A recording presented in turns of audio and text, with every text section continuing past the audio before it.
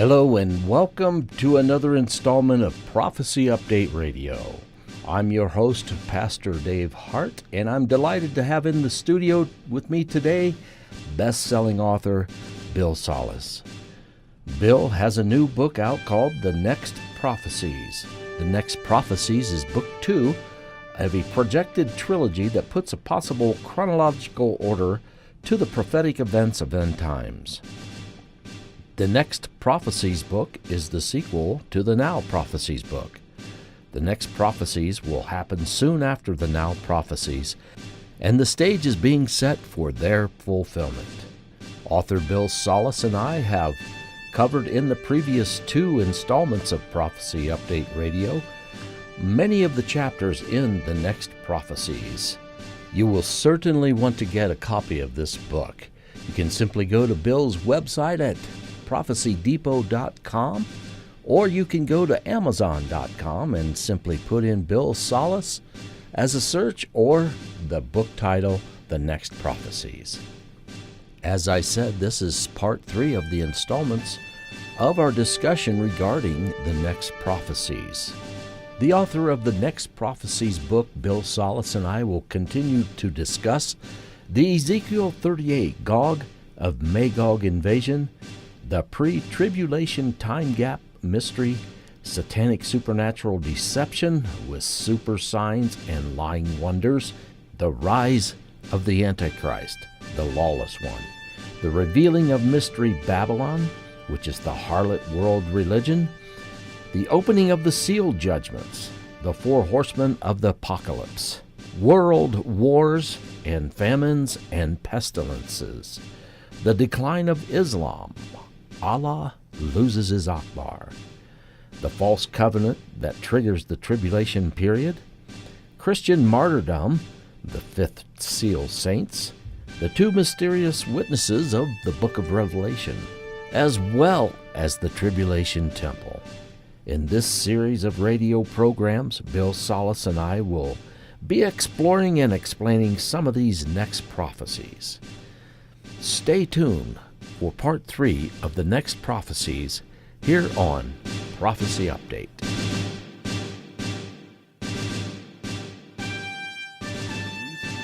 First of all, the Muslim, we'll tackle that one just briefly. I don't believe he'll be a Muslim. We know the proof text is he comes out of the revived Roman Empire in Daniel 9:26, people who destroyed the city and the sanctuary. Many of my colleagues and I have talked about, hey, listen, if he's a Muslim, no Jew would trust a Muslim to guarantee their security, and the Antichrist confirms a covenant for Israel's security in Daniel 9:27. Also, if a Muslim came out and did what the Antichrist is going to do, he's going to come out and say he's above all things called God. He's going to declare himself as God in the temple of God. Any Muslim that did that would be, a fatwa would be issued on his life, because you cannot say that. I mean, Allah is God and Muhammad is his prophet. That's one of their 5 pillars of faith. Also, he would be an apostate Muslim if he did, because of that reasons. There's a few other reasons also. I argue that Allah is going to lose his Akbar, his greatness. I kind of humor about that Islam's best days are behind it, because you're going to have 2 Muslim wars that I believe would happen before the tribulation. I believe Psalm 83 happens first, and then it's followed by Ezekiel 38, 2 different prophecies. Psalm 83 involves 10 Muslim populations that surround Israel today. And you got Lebanon, Jordan, Iraq, Syria, the Palestinian refugees, the Hamas, the Hezbollah, the Saudis are probably in it, the Egyptians could be in it. When they're defeated by the Israeli Defense Forces in Psalm 83, that's a punch to the gut of Islam. Yeah. And then it's followed by Ezekiel 38, which there's 9 populations listed there, and Russia is the only one listed there that isn't Muslim. All the other countries, Iran, Turkey, countries from North Africa, parts of East Africa, they're all Muslim. So they're going to be defeated not by the IDF, but supernaturally with an earthquake, fire, hailstone, and brimstone. God is going to stop that. And when that happens, that'll be a punch to the jawbone of Islam. Yeah. So that by the time we get to the tribulation, Islam is going to be knocked down on the canvas for the 10 count. That's how I kind of put that. So now, what would he be a Jew? Okay, the other question comes up, would he be a Jew? Well, a lot of people think he will be. But the problem I have with that concept, if the Antichrist is committing final genocide of the Jews, and in Zechariah 13:8, we quoted it earlier, he would ultimately have to kill himself. Because the point being, why is the Antichrist killing the Jews?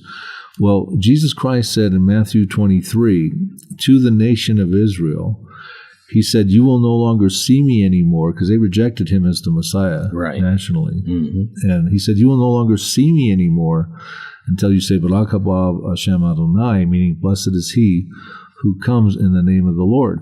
So Jesus set down a mandate. In other words, he's not returning in a second coming for the Jewish people, for the faithful remnant, to set up the kingdom, the Messianic kingdom, until the nation of Israel, which will be represented by a third of the surviving Jews after the Antichrist tries his Holocaust on them, until they realize that Jesus Christ is the Messiah.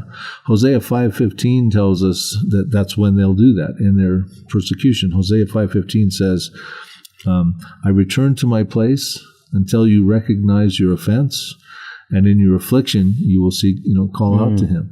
So he's returned to heaven.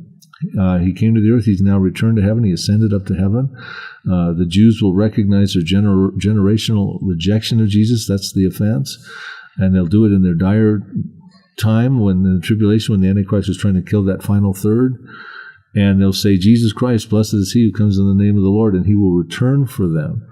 And so if the Antichrist is a Jew, he's trying to kill all the Jews, so no Jew can say, blessed is he who comes in the name of the Lord. He'd have to kill himself as well. Right. I think is the argument there. Yeah. What do you think about the Antichrist being of Nephilim descent? Well, it's interesting because, he's going to be empowered by supernatural signs and lying wonders by Satan. And part of what Satan is going to perpetrate is what the Bible calls, with a definitive article, the lie. Something is going to come across the earth that's going to just shred the biblical narrative. It's going to be perpetrated by Satan. Some people believe that you will have the UFOs. You'll have alien extraterrestrial beings. The Bible actually talks about a time when there'll be a war in heaven in Revelation chapter 12 between Michael, the archangel, and Satan. Mm-hmm. And Michael will win, and Satan and a third of his bad angels will be cast out from heaven for good. They will actually come down to the earth, and it says, woe to the inhabitants of the earth, for the devil has been cast out, and he knows his time is short. So, the interaction between angelic beings, in this case fallen ones, and, on the earth, coming in the tribulation period is not, that's biblical prophecy. So, the thought that you could have, the lie could have something to do with UFO deception that we're seeing now and things like that. Full disclosure, hey, you're not alone in this universe, people. There's other intelligent beings, which the Bible tells us that's the case, we know as well. That would rip the biblical narrative out the window, right? So people would be going, oh, we were created by aliens, not by a God of the Bible or something like that. So it's an interesting argument. Yeah. I don't think that's the case, but I don't. Who are the signatories of the covenant of Daniel chapter 9 and Isaiah chapter 28? Yes, Dave, and we spoke about Daniel 9 earlier. Daniel 9:24 tells us that 70 weeks are determined for your people, Daniel's people, the Jewish people, and for your holy city, Jerusalem, the holy city, the Jewish people, at Daniel's time. So we know that Daniel 9:27, which talked about that false covenant, we know that it is dealing with one of the signatories to the covenant being Israel, because these 70 weeks are devoted toward Daniel's people. But it says in Daniel 9, vaguely, it says that the Antichrist is going to confirm a covenant with many, which would be Israel and some other party. You can't have a covenant if you don't have two parties, at least two parties involved. Right. So where we get more information is in another proof text about the false covenant in Isaiah chapter 28. And it says there that we get the details of who the other party is. And some more details. And Isaiah tells us in verse 14 and 15, Isaiah 28, Therefore hear the word of the Lord, you scornful men who rule this people who are in Jerusalem. So let's stop there for a minute. Understand how the Lord is feeling about the leaders of Israel at the time that the covenant is confirmed. They're scornful rulers, scornful men. And he says, you have said, you scornful rulers, we have made a covenant with death, and with Sheol we are in agreement. When the overflowing scourge passes through, it will not come to us, for we have made lies our refuge, and under falsehood we have hidden ourselves.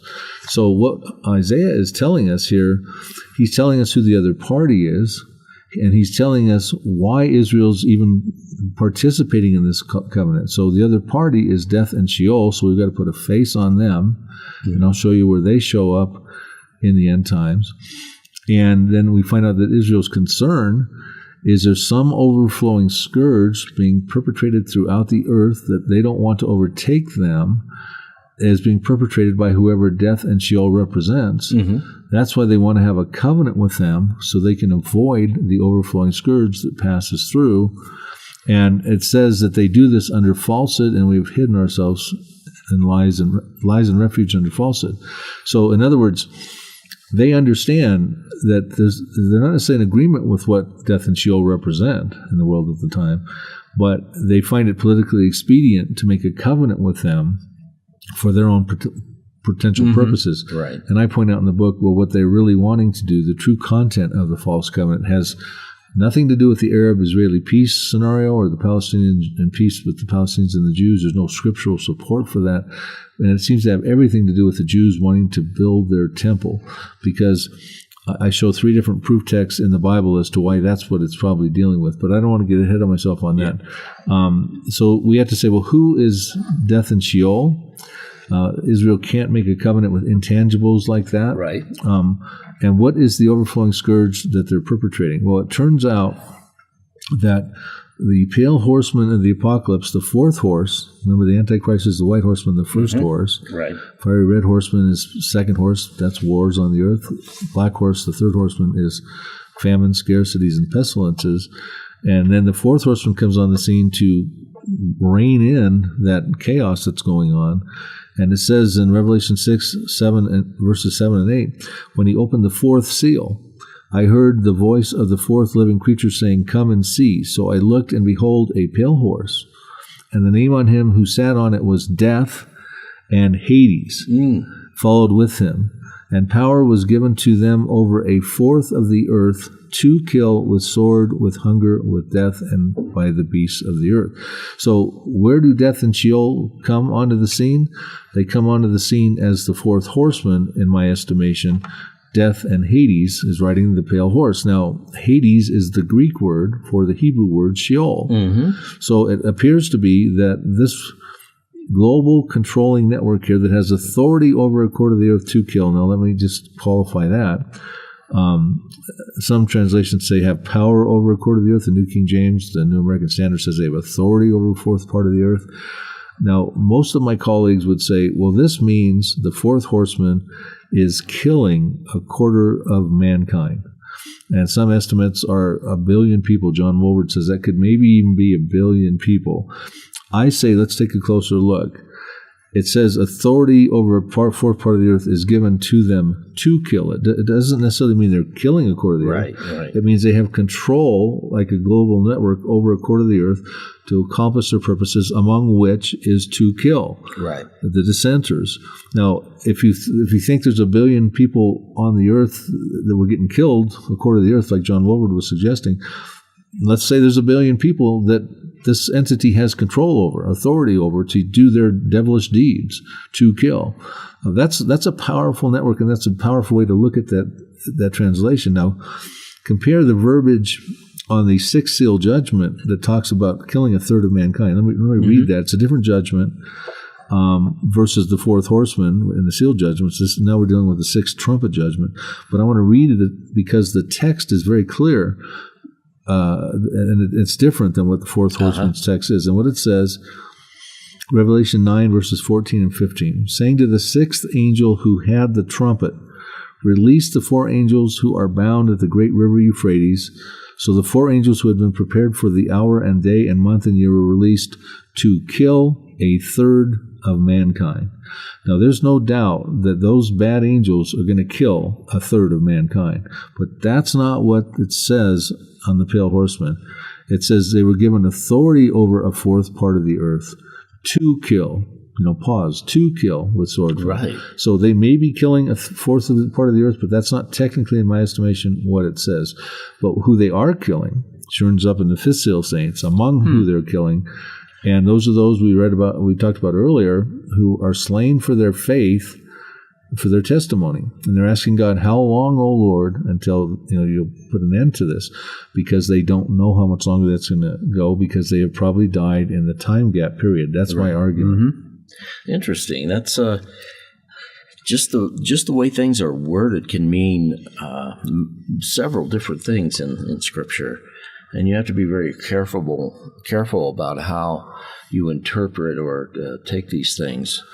In the next few chapters, we talk about the judgments of Revelation chapter 6, the seal judgments. Can you tell us why does the traditional view put all the seal judgments inside of the tribulation period? Right. We talked about the premise earlier from the traditional view, which puts, like you said, all the seal judgments in the tribulation period. It's based on the major premise, which is that the teachings that Daniel's 70th week of the tribulation period can't commence until the covenant of Daniel 9:27 gets confirmed by the Antichrist. We also said that covenant is in Isaiah 28 verses 15 as well, other proof text. But then the minor premise is that the covenant can't be confirmed until the first judgment gets opened, the seal judgment gets opened, because that's when the Antichrist now comes on the scene. And so that is total logic. That makes a lot of sense, but I pointed out that does not necessarily mean that's when the covenant gets confirmed. But they say that, well, if it's confirmed right there in the first seal judgment, then every sequential judgment of the seals, the second, third, fourth horsemen, the fifth seal saints, the sixth seal, etc., would have to happen in the tribulation period, because the tribulation has already started when the white horseman, the first horseman, comes on. So I understand. That's logical. But I pointed out, well, the Hebrew word for covenant, diatheke, is not even listed in those verses. So, so I would say, sort of in a summary, the traditional timing view of the seal judgments is that the false covenant gets confirmed and the tribulation begins when the first seal is open. The alternative timing view, which I put forward in this book, and I put 2 chapters in the book. One is the traditional timing view, because it could be correct, but I put the alternative view, which I think is correct. Right, and, chapter 9. Yeah, so I say in the alternative timing of the view, it's a little different. The false covenant does not likely get confirmed until sometime after the fourth seal is opened, because that is when the other signatory to the covenant, which is death and Hades, arrives and the overflowing scourge gets perpetrated. So what's going on when the fourth horseman comes on the scene, remember the agreement on Isaiah 28 was you'll make a covenant with death and Sheol. The fourth horseman is death and Hades. I believe that's who Isaiah was alluding to. Fourth horseman in Revelation chapter 6, verses 7 through 8, death and Hades. They're killing a lot of people with sword, hunger, and they get control over a quarter of the earth. And I believe that's the overflowing scourge that we read about in Isaiah 28. Remember, Israel says, you make a covenant with death and Sheol in agreement so that when the overflowing scourge passes through, it will not come to you. Well, I believe that overflowing scourge that Israel is concerned about, that motivates them to negotiate the false covenant in the first place, is all the killing that's going on with the fourth horseman of death and Hades. They don't want to be the next victim. So that's why I say maybe that false covenant doesn't happen until at least the fourth horseman's on, because he's the other signatory. How can you even have a covenant with a party that's not even on the scene yet? And that doesn't happen until the fourth horse. And why is Israel concerned? It's because they're killing a lot of people, and they don't want to be the next victim. And then the fifth seal, they're asking how much longer that's going to go on, the deaths from the fourth horseman. So essentially what I'm saying is, hey, listen, we're probably not even starting the tribulation period until at least the fifth seal has happened. Now the sixth seal, definitely, that's talking about the wrath of the Lamb has already come. So by the time you get to the sixth seal judgment at the end of Revelation chapter 6, the tribulation has had to have started by then. But I'm just suggesting it might not start until in between that fifth and sixth seal in there. Something that intrigues me about that passage, power over 1/4 of the earth to kill. That really doesn't say that the pale horseman is going to do the killing. It means that he has power over 1/4 of the earth to kill. Well, they have the authority over the killing. Right, but it doesn't mean that the pale horseman is doing the physical killing himself. Well, that's interesting that you say that. Well, so the differentiation is, the traditional teaching is that the fourth is they're killing 1/4 of the earth.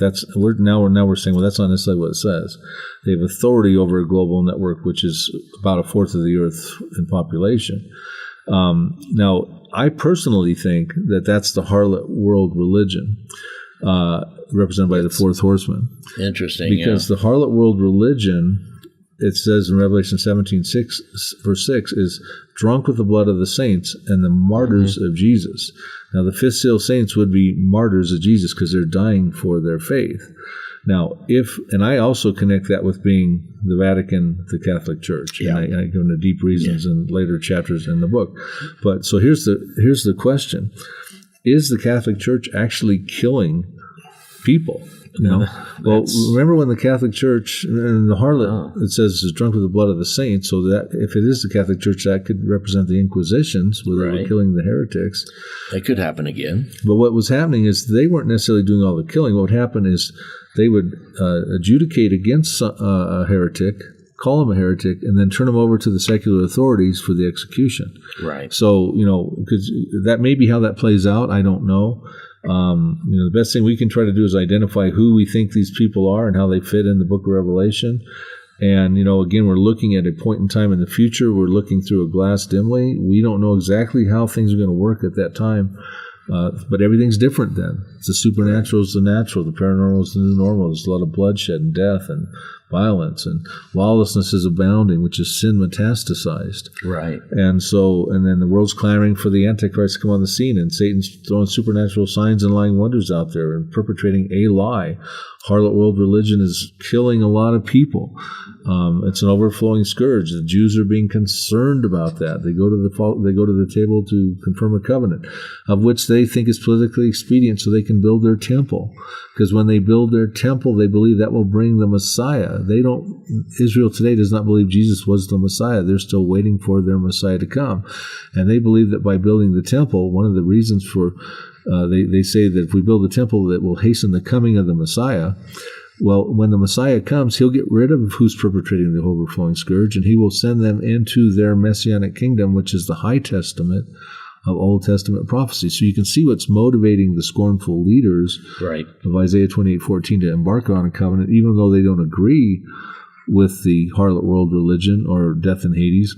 But they believe, listen, if we can get the upper hand here, we can build our temple, we can bring the Messiah, and then he'll deal with that problem. Right. We've kind of covered the alternative view of the sealed judgments in chapter 9. In chapter 10, you talk about death and Hades representing the harlot world religion. And we've discussed who death and Hades are of the fourth horseman.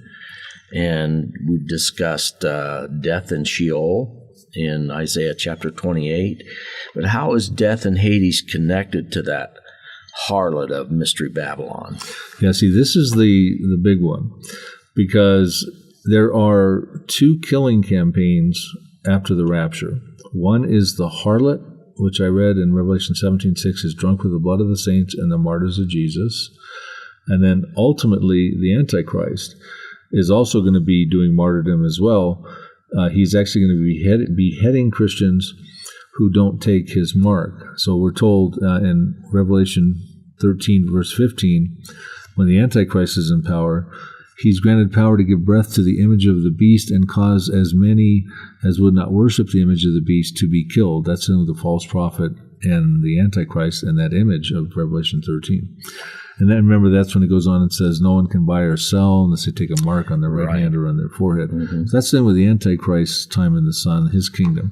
And we're told in Revelation 24, then I saw the souls of those who had been slain had been beheaded for their witness to Jesus and for the word of God that had not worshipped the beast or his image.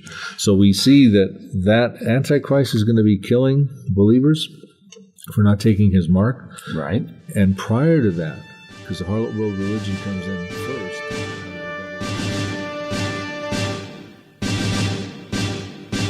Unfortunately, that's all the time we have for this installment of Prophecy Update Radio. I'm your host, Pastor Dave Hart, and I've been discussing Bill Salus's new book, The Next Prophecies, with the author himself.